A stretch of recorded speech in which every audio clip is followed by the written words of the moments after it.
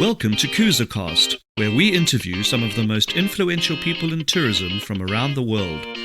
My name is Graham Watson, and I'm the founder of Cruiser Global. The word cruiser means a new dawn, and in 2023, we want to find out just how our guests are working towards that new dawn. Join us and subscribe to future episodes as we hope to inspire you with stories of strength and resilience in the tourism industry. Welcome back, everybody, to another edition of the CruiserCast, and today we are talking with Rudi Wagenaar, the owner of On-Demand Hospitality Solutions. Rudi and I have known each other for many years. Welcome, Rudi. Thank you so much, Graham. Appreciate the time and the platform. No problem at all. Your career has gone from strength to strength over the years. It's been fantastic to watch how you've grown and get to know you a bit more. And the purpose of today is to speak to other people in the industry, tell them a bit more about what you do, what you've done, and any advice you can give to any young budding people in the industry who just need a bit of advice on how to succeed in the wonderful industry of tourism that we both work in. So thanks again, Rudi, for joining me. If we can just kick off by maybe a little self-introduction to everybody, and if you can just run through what you've been up to over the past few years since you left school. Let's go right back to there. Wow.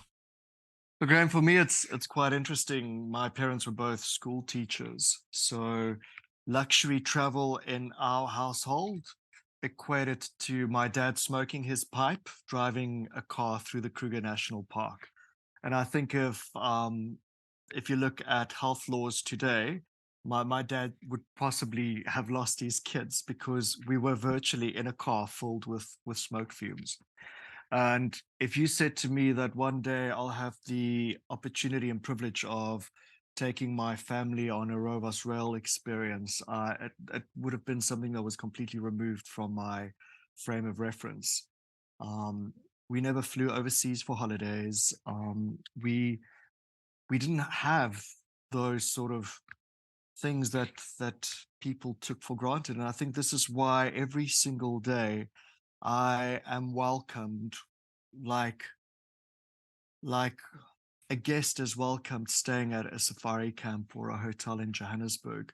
I recognize that sense of tailored hospitality and the effort that goes into it. To me, since school, it has always been a delicious treat to be welcomed in the arms of luxury. And it wasn't something I initially focused myself on. I kind of just got involved working in the hotel operations space. And to this day, it was funny. I sat with a group of hoteliers on New Year's Eve, and I toasted to all the hoteliers within the hotels and lodges that's delivering on our promises as marketeers, because I know what it feels like at month end to make sure that stock control's done, that fridges are counted. I know what it's like when you've got a wedding that overruns and staff needs to get back to their families and come on an early shift again. Being an hotelier in the South African landscape is a calling. And I did that for 5 years, and I've got such respect for our hoteliers that deliver on those curated guest experiences. So since school, I've been involved in the luxury hospitality frontier. I've traveled overseas. I've looked after various markets from Australia to Japan to Europe, most recently to the United States. And one thing that I can honestly say about this industry is Desmond Tutu once said, "I am a person because of another person." This industry does carry its own. When I went to the States, I asked a DMC in South Africa, and I'll be open about it. It was the team at Trans Africa Safaris. And Andre and the team opened so many doors for me on that marketing trip that I will be eternally grateful to them. And then those agents on the other side that put me in their car, took an afternoon out of their schedule, drove me around New York City as if I was Tommy the tourist, because they knew it was my first time. So yeah, from what I've been doing since school is I've been taking in and breathing this industry that is just amazing. It But is. it's It's also, lovely. yeah, but it's also one of those competencies where your integrity and your word is all you have. So when you commit to X, Y, and Z, follow up and you deliver on that, this industry respects you for that.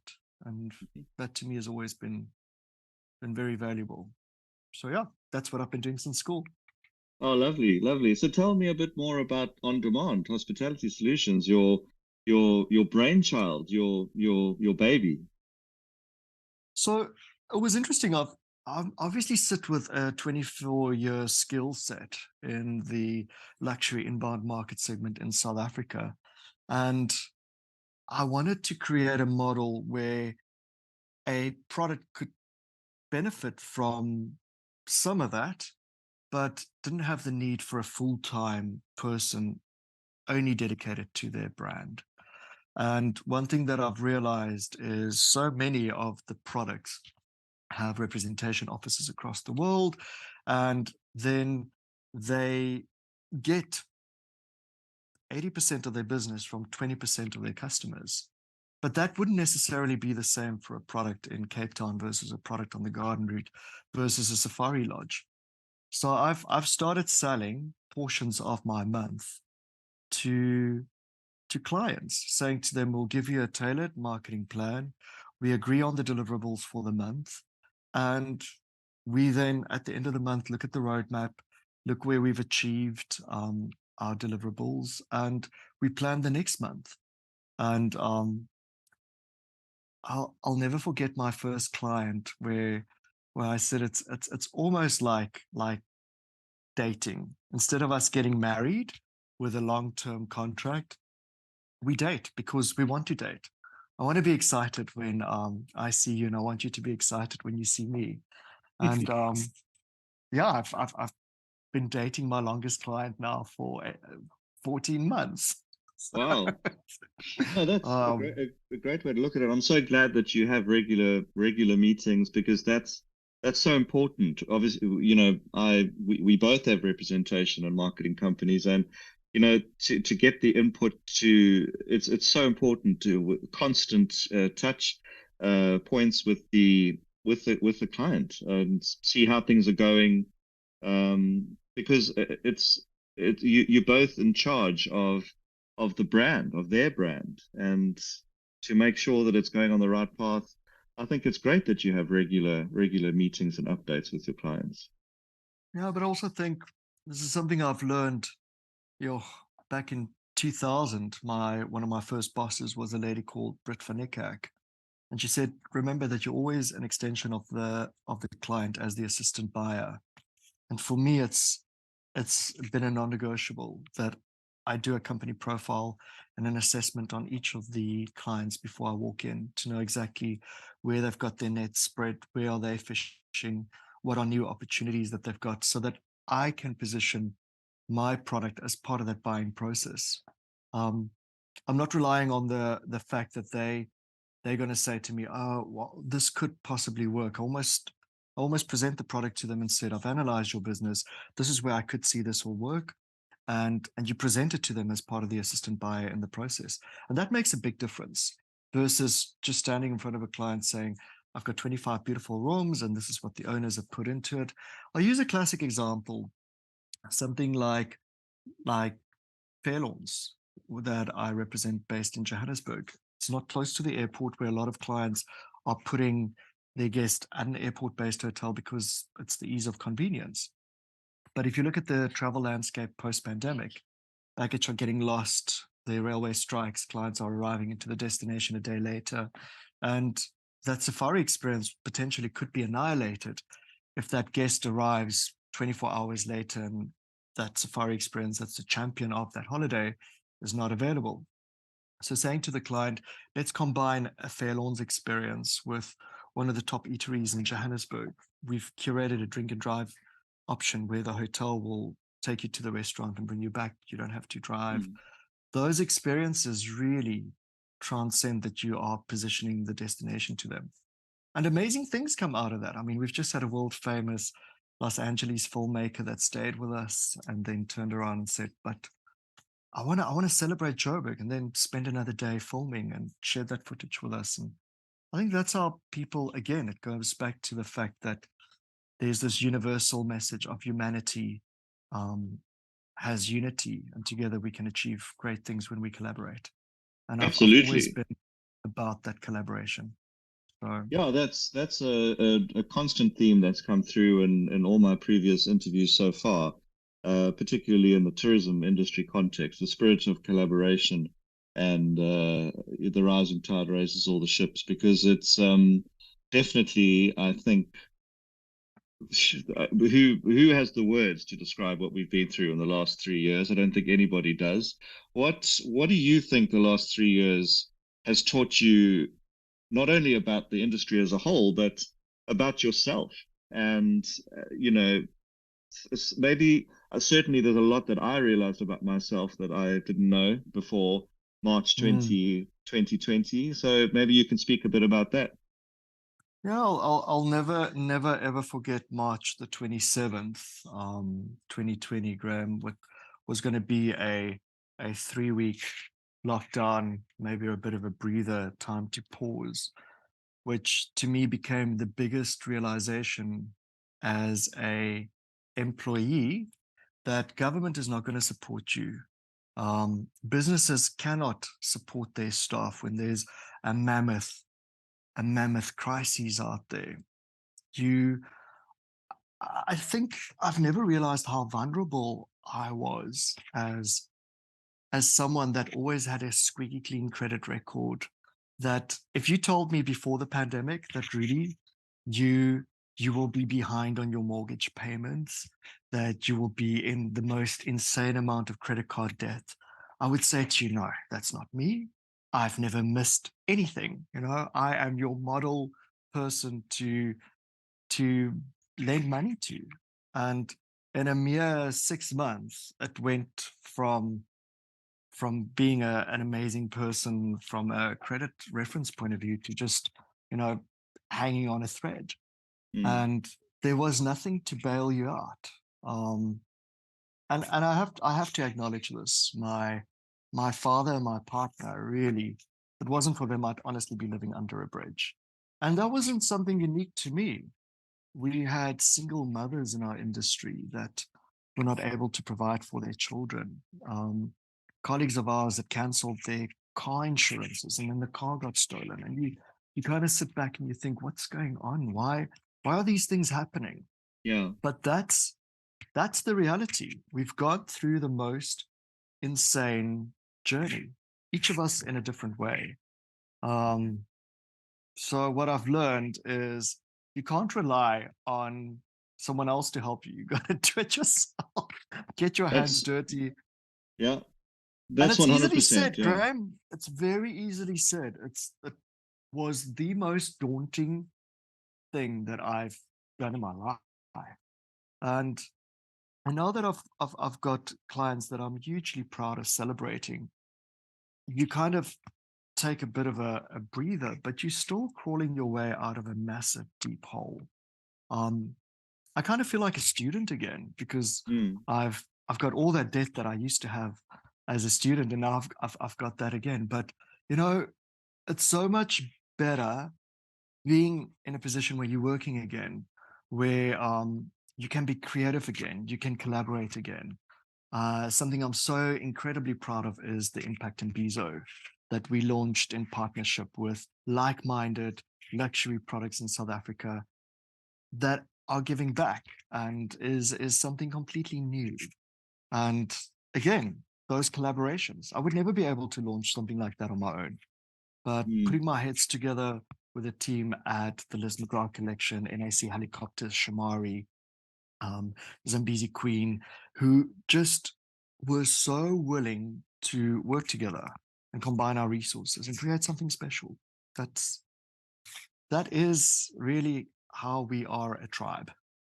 Absolutely. And that's one thing that I must say, there I think a lot of us had to just put the positivity cap on if we focused on what was going wrong, it would have been a nightmare. We had to celebrate the Mm. small wins, and that's one thing that's certainly going to stick with me is just look to what's going right. Don't focus on what's going wrong, and embrace and continue with what's going right. And I think you maybe feel the same way, that the sense of pride at the resilience that you may not have known that was in you until you had to. It's like, um, I think it was Bob Marley who said, "No one knows how strong they are until they have no other choice," or something along those lines. And that's 100% me, and I think many people like you in the industry as well. You didn't realize the strength you had until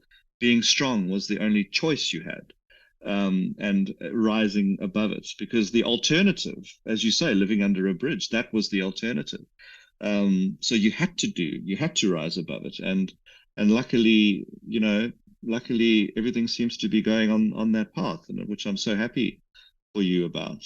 Yeah, but I also think, Graham, as you map your career path out and you look back at it, you realize that you were gifted pieces of the puzzle that allows you to create your destiny. But the reality is that many of our colleagues that drives the hospitality sector in South Africa did end up under a bridge. And I'm talking Mm, about the temporary waiters who virtually were told overnight, sorry, there is no more employment. They're casuals in large hotels which closed their doors. And, you're still looking at the reminiscence of those individuals rebuilding their lives.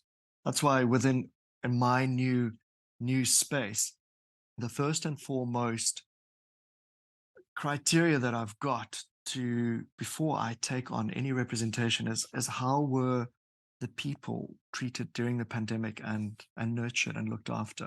And I can proudly and without any hesitation say that each of the products I represent were committed to the well-being of their individuals, from not just South Africa all the way up into Africa, as independent hotels, not large chains, not being supported by government, but these owners turned around and said, we're making a conscious decision that we will look after the people that got us to this point. And it's just grace that they're all back on track now. mm, Um, and you know what puts the biggest smile on my face is like Walkersons. We got a exclusive use conference an entire week. And that did coincide with a tour operator that already held an allocation. And being able to say, but I need you to please release those rooms, which was something I would never have dared say before the pandemic. And the camaraderie that's come out of that to say, how do we work together to make both of us achieve our goals? And to me, that's incredible because mm. it's the goalposts have shifted. We are partners. It's amazing. Yeah, no, there's so many good things that have come out of it, and there is certainly, if there isn't a light, if we're not at the end of the tunnel, there's certainly a massive shining bright light right there, Mm. that we just need to a couple more steps, and then we through it. It's yeah, I mean, consider this time last year, what a difference a year makes. And I think that a lot of the past few months has actually put people back on track. Um, Yesterday I had a podcast meet interview, and or maybe it was not yesterday, but another a few days back. We also discussed the feeling that we are all still a part of the growth and of the reemergence, and Mm. people shouldn't feel left behind in any way, if they are still struggling to get back on their feet. It's not like now is the time for those who have survived and those who are now thriving. Now is the time for all of us, and you know, for those people who may still feel, well, you know, I've still got a long way to go to get to where I Mm. was and want to be. Those people need to understand that they can reach out to yourself or myself or anybody else in the industry and just talk. And I think what we've all learned, what we've all done, is created lifelong friendships with people that were in the same situation and may be still in the same situation. Mm. Those lifelong friendships will stay lifelong, and it's just about really training your mind to focus on the positive. No, Graham, but I also think you take the evolution of certain processes during the pandemic. I I will always and forever have respect to Paul de Waal at Where To, just for Yes. his the absolute dedication that they've displayed towards that content system, um, the support that they've given the industry throughout that. Um, when I was at my lowest, how Paul just virtually picked me up and said, "Come, let's go forward." Um, Teresa at Knightsbridge, oh my golly, what Mm. a truly South African product by our industry for our industry as a turnkey solution, and their commitment to the small guest houses and allowing them to recover. There's massive businesses out there that displayed the best of the best. Natalia Rosa, Oh, yes. you know, Yeah. to this day, I I look at, you know, just the absolute steadfast steering mechanism that she had. Incredible Mm. that people just came and rallied. So yeah, from that point of view, I think it's something we don't talk about enough. I don't think No. we bear it all and show our battle scars, but they're real and they're there. And Yeah. yeah, and just Yeah. being very It's grateful. Yeah, I mean, it's definitely yeah, the gratitude is the fact that we're all still here, and as you say, with the help of others, the debt is still Mm. there. So for people who think that everybody's back on their feet and it's happy days and everything like that, the you know the a lot of people who still got a lot of debt to pay back, and that goes for the huge companies too. You know, 2 years with no income and still massive expenses takes its toll. So we but as we've said, we're all helping each other rise up again. So I No, know you absolutely. as a highly motivated, highly productive person. What do you what tools have you found? I also know you as a bit of a techie guy like me. What tools do you use to help with productivity? And what would you say is your not daily routine, but how do you go about what would you at the end of the day consider a successful day? Yeah, sure, Graham. You know, technology and tools that that gets introduced into the market that assist you is exceptional. But I've also realized one thing. I'm going to use Slack as an absolute example. Incredible tool, amazing. Adopted the program, used it, was just incredible. And then 2 months ago, they changed their revenue model completely, which made it unaffordable to me. Yeah. Um, and you almost want to go like, I've invested so much, I can't pull any Slack message that's older than 90 days now without paying for it. Oh, And crazy. and that to me was like, well, imagine WhatsApp tomorrow says, hey, thank you for using WhatsApp, but any message older than a week you got to pay to see. I think a lot of us will scurry around Hmm. because there's certain discussions and conversations that you've got that you need access to. But to me, it's been about supporting local. I and also out of necessity. For me, I use a CRM system, which to me is the bane of what a representation model is built on. The engagements that you've got with your clients to make sure that your client relationships are not neglected. Because where I used to have one big tour operator, there's now 10 people that was kind of like hatched from that Hmm. relationship, and you got to service them all. So in the past you would have had one meeting, now you're going to have 10 meetings. So I support local. um, Sailboat, which is like a sailboat, SALE boat, as a local app to run your CRM system, to me is just gold. It Wow. was Okay. developed for the South African logistics industry. I've I've researched them. I mean, I would have obviously loved to have had a Salesforce and a Zoho premium account, but the reality was I couldn't afford those. Yeah. And how Sailboat and myself just chiseled away at it and made it happen. And to me, that's a great tool. And then the office tools that Google and Gmail puts in place, they're powerful. Mm. Um, I've just employed my first staff member. Congratulations. Lovely to hear. Yeah, but again, I I sometimes need to schedule a doctor's appointment. That's the reality of what happens. But I need Karen to be empowered to know that I'm at the doctor if she takes a phone call or she gets an inquiry, and just sharing a calendar. Simple. Yeah.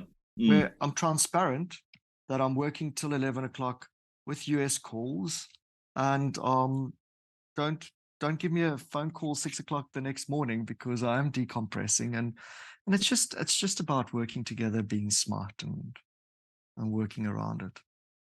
Yeah. So to me, a successful day is a day that I can put my head on the pillow, Sailboat's updated, my marketing reports can be pulled at any point, and my inbox is clean. And that inbox sometimes does become a big a big challenge. But I think the most success at the end of the day is when your client sends you an email on a Saturday and says, "Wow, you know, I haven't seen an engagement like that from a marketing company.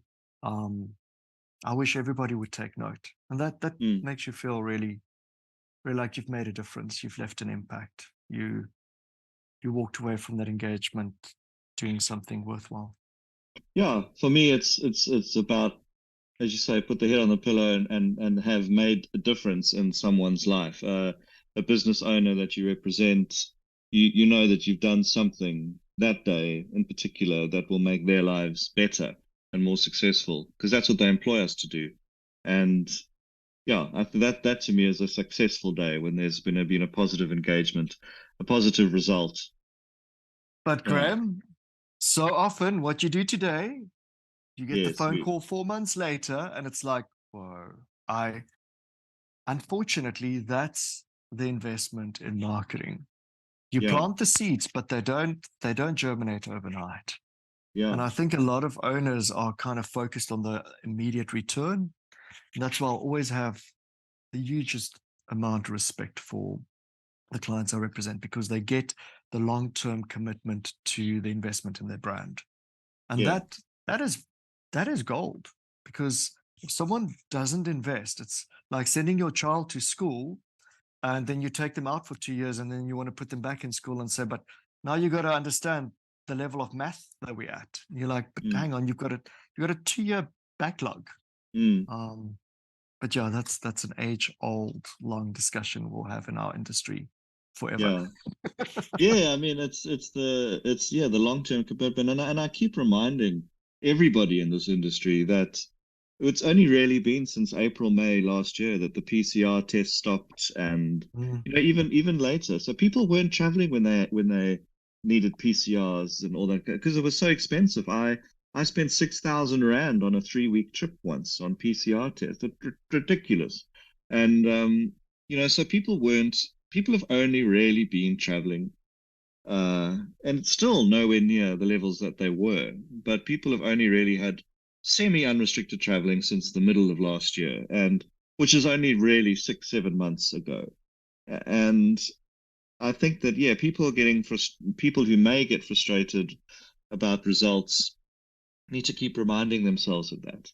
And as you say, the seeds are planted; they take months to germinate. The most beautiful flowers will take a while to bloom. And that's what everybody needs to just remember. And I think it's a positive thought that just wait, just wait, it'll come, you know?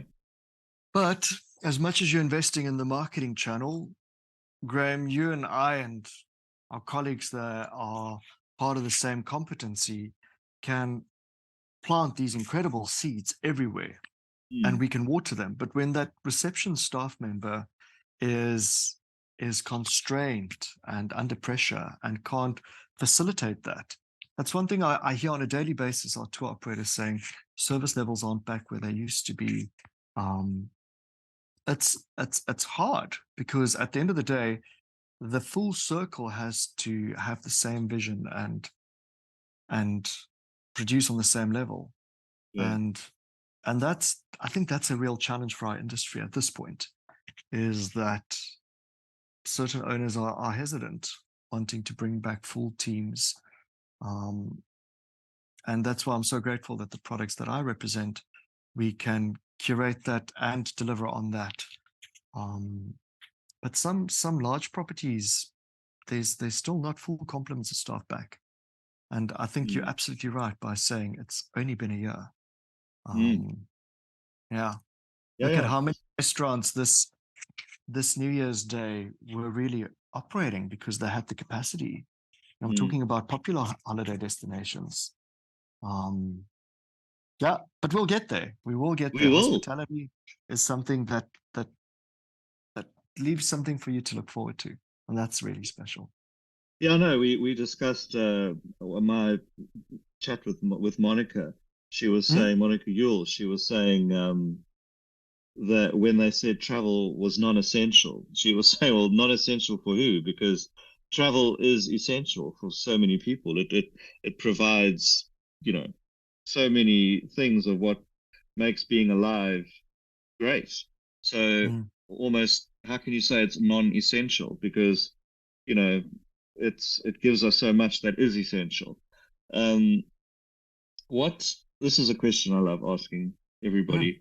What do you think still, what would you like to see still change in the industry to make it go forward in the way that you'd like to see? People have mentioned sustainability, LGBTQ, sort of inclusion.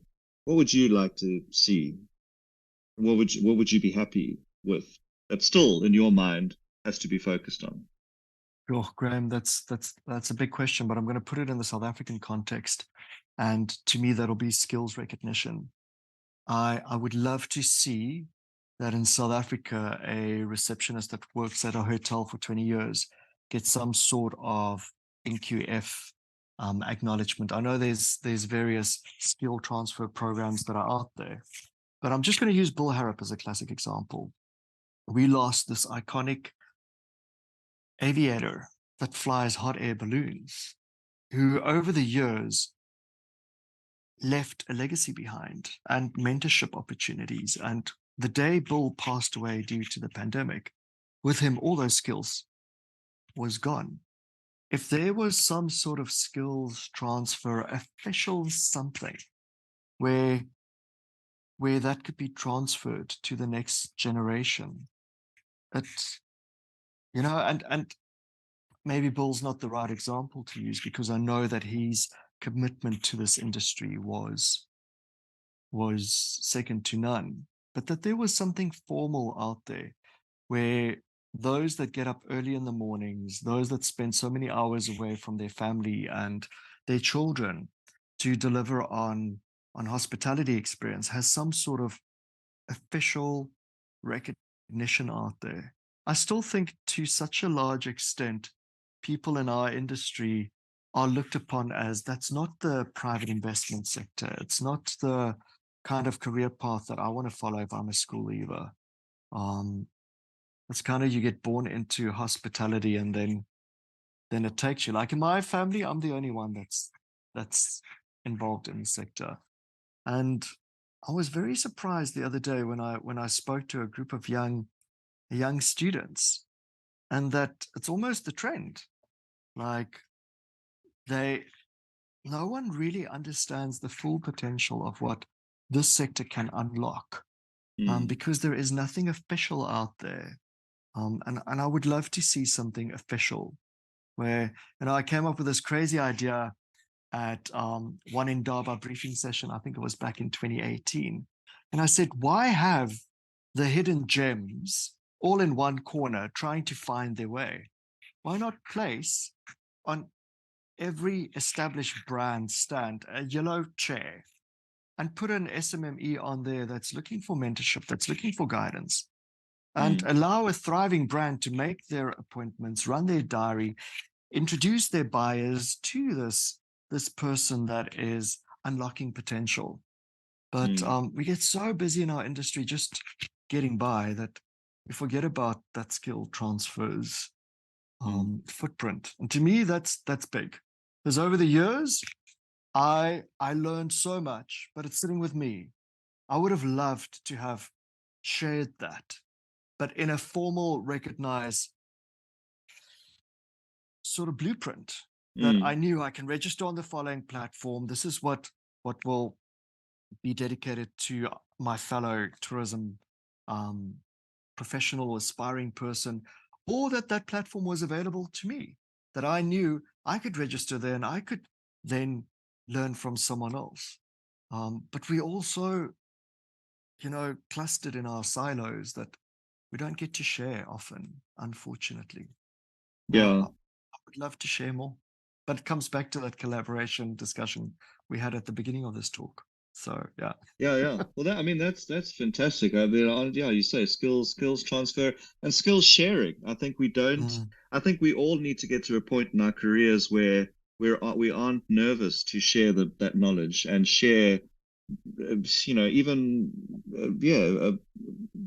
just just share. Obviously, not Graham, intellectual capital or whatever, but just share. but something that I will always value and treasure and remember is that Google map that you did of where the UK tour operators were. Yeah, yeah. And I And I mean, put it that was out there for relevant, everybody. Yeah. it was current, and it was selfless. Mm. And to Well, thank me, you. that was just like, wow, you Yeah. know, how many people does that? So Yeah, I mean, well, it's the thing is, I did that, and I thought, well, I've spent weeks working on this, and what's the point of just me having it? Let's everybody else know where the people in the UK, the businesses are. There wasn't any private information. It was the name of the company and the address. And for anybody listening who wants that map, please reach out to me because I'll send it through. And for me, it's yeah, I mean, it's there's no point in doing all this work and you're not giving away private intellectual capital of your business. You're giving away public knowledge that's on the web, on LinkedIn, that you've just consolidated into one form for everybody. And there's a lot of that going around. It's not just the me and my map. There's so many other people that are sharing their experience and knowledge and helping. but Um, it was a yeah. it was a it was a it was an amazing initiative and gesture, Well, because it did thanks. mean that I didn't have to go and research on LinkedIn and public platforms, and it was all in one space. So thank you for doing that. Yeah, no problem. No problem at all. I'm glad you found it useful. So just well, okay, let's maybe start wrapping up. But I just this is another question I like to ask people as well. We've all been through the ringer in the last 3 years. I see and acknowledge everything that you've been through as well, and there are so many hands on your shoulder, guiding you, propping you up, helping you. What motivation can you give to someone who's just starting in the industry or struggling to kind of feel that they are back to where they want to be? You must have, I know I've had to really grapple, mental health wise and focus on just certain tools that I've learned to help me get through the last 3 years because none of us were unscathed. What what sticks out in your mind as one thing or many things that helped you? And Yeah. what advice would you give to say, pick yourself up, this is what you need to do, get back on the horse? So to me, is recognition through others that will vouch for you. And for me, it was a hard kind of balance to find, because I'd I take to market huge investments that owners are trusting me to be successful. And a very simple tool I used was a video endorsement platform I actually built with two South African entrepreneurs, Siyabonga Tiwa and Tyron Adams. They were voted by Forbes Africa's top 30, under 30 in the tech space. And I said to them, if I get a young student that says, I've worked in a restaurant, I've worked in a guest house, what record of evidence does he or she really have to prove that they arrived on time, they went above and beyond, they looked beyond the horizon? So I applied this little innovation to my own life, where if I've sat in a meeting and I've presented the product, I would stand next to the tour operator and say, did we reposition the product? And we made a joint video, obviously on the Handshake SA platform. Both parties owns the endorsement, but I created that tool as a tourism tool to showcase that I'm doing my work, but I'm also acting as the assistant buyer in the process, and that my peer is trusting me. So for me, that was a tool that I came up with out of desperation to get people to vouch for me, and that's won me contracts. I'll never forget that I did a Sata Ugu South Coast tourism training session with Lebo. And after that training session, he stood next to me and he's like, we achieved the following objectives and Rudi's course material was wonderful and da-da-da. But on LinkedIn, I feel so much is about self-promotion. We're all sitting there and we're promoting ourselves. But when your customer next to you is jointly promoting you, it makes a big difference. So for me, it's important to hear other people boost you, because that's what gets you over the hurdle. And for me, that has been incredible, because I've had so many of our customers, cheering for me, and I'll always be so grateful. Those were absolutely 100%. Those words of encouragement have kept me going as well. So I can relate to that. So how do people get hold of you?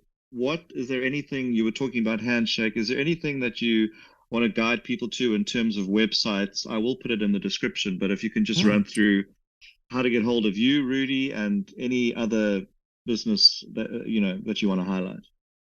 Yeah, I'll send you my QR code. Handshake is a passion project. I do that in the evenings. I'm always looking for users. So if you're a SMME that wants to showcase your product, create a showreel, capture trust, then speak to me about that. Or Siyabonga or Fatima or Lavisa. There's an amazing young team of South Africans that are as passionate about this project as I am. I'm always looking for people to test the product, so that'll be great. And I'll send you my QR code, get hold of me, look at the products that I promote. They have big hearts, and they create employment for over 820 South African hoteliers as independent hotels and destination professionals. So I've got huge respect for the work that they allow me to celebrate. Well, thanks, Rudi. Yeah, I'll include that in the description. And from chatting to you, especially over the last 3 years, for me, you're just getting started, Rudi. I can see that you're just getting started, and the full potential of I think what you're capable of is going to light up certainly the tourism industry and a lot of South Africa. So, so certainly now when you talk about lighting up is what we all need. So thanks, Rudi. Thanks for your time, and it's always great chatting to you, and we'll see you over in the UK soon, I'm sure. Likewise, Graham. And I will let you know when this airs, so you can put it on your channels too. Thank you. Thank you for the opportunity. Have a wonderful day. You too, Rudi. Thanks a lot. Okay. Bye-bye. Ciao, man. Bye. Thanks for tuning into KuzaCast, where we explore the world of tourism with leaders from all corners of the globe. Join me, Graham Watson, for future episodes as we dive into the latest trends and insights from the industry. Don't forget to subscribe and leave a rating, and we'll see you next time on KuzaCast.